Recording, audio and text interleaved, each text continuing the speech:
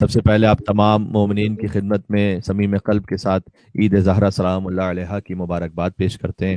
تبرکن ہم نے 2 آیات کی تلاوت کی ہے جن کا تعلق سورہ نجم سے ہے۔ ہم نے آیت نمبر 43 اور 44 کو پڑھا ہے آپ کے سامنے، لیکن میں ترجمہ آپ کو 39 سے سنا دوں۔ وَأَن لَيْسَ لِلْإِنسَانِ إِلَّا مَا سَعَىٰ، کہ انسان کو وہی کچھ ملتا ہے جس کی وہ کوشش کرتا ہے۔ اور چاہے وہ ایام ازا کے اعتبار سے آپ اس آیت کو سماعت فرمائیے یا جشن عید زہرا کے اعتبار سے سماعت فرمائیے، سبحان اللہ، اجر وہی ملتا ہے جس کی وہ کوشش کرتا ہے، اور یہ اس کی جو کوششیں ہیں وہ جلد اللہ کی بارگاہ میں دیکھ لی جائیں گی، پھر اسے پورا پورا بدلہ دیا جائے گا۔ اور تم سب کو اللہ کی طرف پلٹنا ہے۔ اور پھر غور فرمائیے گا، آیت نمبر 43 میں ارشاد فرمایا ابھی ہم 2 مہینے 8 دن تک گریا کر رہے تھے اور آج کے دن ہم خوشی منا رہے ہیں۔ ذرا اس آیت کو سماعت فرمائیے گا، وَأَنَّهُ هُوَ أَضْحَكَ وَأَبْكَىٰ، وہی خدا ہے جو تمہیں ہنساتا بھی ہے اور وہی خدا ہے جو تمہیں رلاتا بھی ہے۔ وَأَنَّهُ هُوَ أَمَاتَ وَأَحْيَا، اور وہی ہے جو تمہیں مارتا ہے اور وہی ہے جو تمہیں زندہ کرتا ہے۔ دین میں نہ صرف فقط رونا ہے اور نہ دین میں فقط ہنسنا ہے، دین میں موقع سے رونا بھی ہے اور موقع سے ہنسنا بھی ہے۔ کیا کہنے، لیکن 2 مہینے 8 دن تک آپ مسلسل ذکر اہل بیت عصمت و طہارت سماعت فرما رہے تھے، لیکن آج بھی وہ جو ذکر ہے اس میں انداز کاملاً مختلف ہے۔ روز جو غم و حزن کی کیفیت ہوتی تھی آج وہ خوشی اور مسرت میں بدل چکی ہے۔ تو یہ سوال بھی ایک پیدا ہوتا ہے اور اس پہ بعض احباب سوال بھی کرتے ہیں کہ یہ کیا بات ہے کہ جو اتنے غم کو منا رہے تھے اور اچانک اتنی خوشی منانا انہوں نے شروع کر دی۔ ظاہر ہے کہ کل تک آپ مجالس کے لیے چاہے اپنے گھر ہی میں صحیح سیاہ لباس پہن رہے تھے، آج ہمارے لباسوں کا رنگ بدل چکا ہے، اور اب کوئی اس منظر کو دیکھے اور پس منظر کو نہ جانتا ہو تو یقیناً اسے حیرت ہوگی کہ ان لوگوں کو کیا ہو گیا ہے۔ کل تک جو اتنے مغموم تھے اور اپنے سر اور چہرے کو پیٹ رہے تھے، آج دفتن ایسا کیا ہو گیا کہ خوشی سے نہال ہے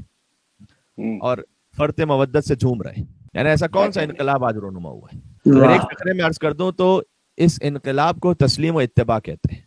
یہ اس بات کو ظاہر کرتا ہے کہ ہمارا نہ کوئی غم اپنا ہے نہ اپنی کوئی خوشی اپنی ہے۔ سبحان اللہ، کیا کہ جو اہل بیت کا غم ہے وہی ہمارا غم ہے، جو اہل بیت کی خوشی ہے وہی ہماری خوشی ہے۔ یہ اس تسلیم و اتباع کو ظاہر کرتا ہے کہ چند لمحوں میں کیفیت انسان کی ایسے بدل جاتی ہے کہ جو اب تک اس شدت کے ساتھ گریا کر رہا تھا وہی اہل بیت کی خوشی میں ایسا خوش ہو جاتا ہے کہ فرت مودت سے جھوم رہا ہوتا ہے۔ اور یہ محض فقط ہماری ظاہری کیفیت و ماہیت کا بدل جانا نہیں ہے، ایسا نہیں کہ فقط ظاہر میں لباس کا رنگ بدل دیا ہم نے، فقط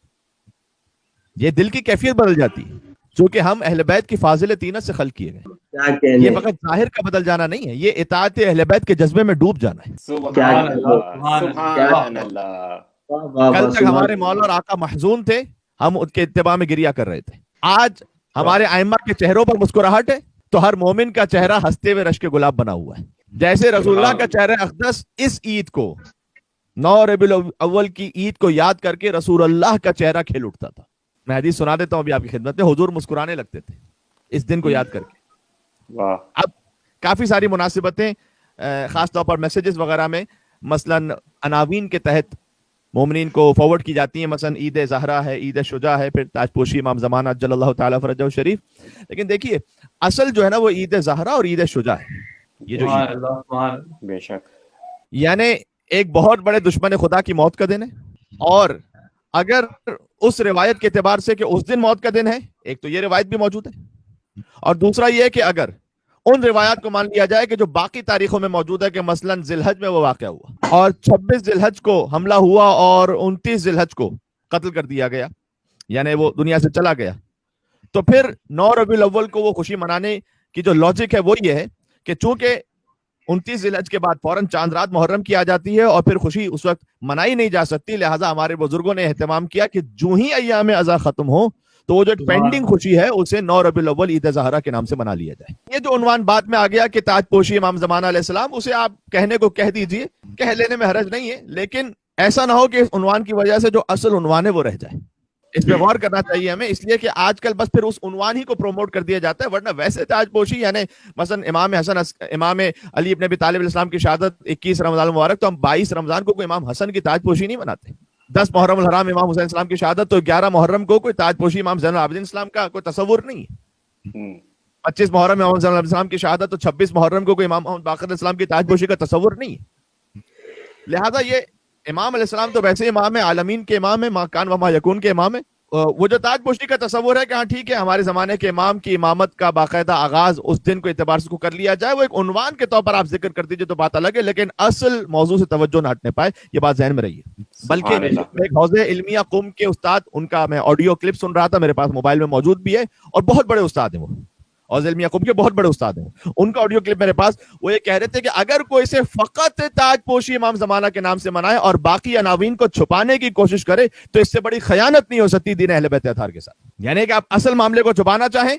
वो फिर वो कहते हैं अगर तकैया है और आप खुल के नहीं कह सकते तो फिर किसी बात को ना कहें, खामखा ताजपोशी का उन्वान लाकर वो जो असल खुशी का मामला है उसे कमरंग ना करें। बात ज़हन में आ गई अब ये अच्छी तरह से कि मैं क्या अर्ज करना चाह रहा हूं। और बहरहाल चूंकि ताजपोशी का एक उन्वान और फिर तबर्रा का भी उन्वान, इसलिए कि ईद गदीर ईद विलायत है और ईद ज़हरा ईद बराअत है। सुभान अल्लाह, सुभान अल्लाह, सुभान अल्लाह। अहले बैत के दुश्मनों पे लानत, मोहम्मद अहले बैत मोहम्मद सलावत, अल्लाहुम्मा सल्ली अला मुहम्मद। बाय द वे मैं जिस ऑडियो क्लिप की बात कर रहा था वो आयतुल्लाह अहमदी का है, कि जो आयतुल्लाह उलमा मिर्जा जवाद तबरेज़ी अल्लाह मकामहु उनके भी शागिर्द रह चुके हैं और आयतुल्लाह वहीद खुरासानी हफ़ज़ुल्लाह के भी शागिर्द हैं, और बड़ा अहम मकाम है उनका मराजे की निगाह में और हयत इस्तिफ्ता में भी शामिल है। उनका जो क्लिप था वो मैंने आपके सामने ऑडियो जो क्लिप था फारसी ज़बान में वो उर्दू में सुना दिया मैंने आपको, वो भी बल्कि उन्होंने तो बड़ी शिद्दत और सख्ती के साथ बात की, मैंने तो बड़ा नर्म लहजे में बात की है, वरना बाज़ लोगों को और तकलीफ हो जाएगी अगर मैं खुल के बात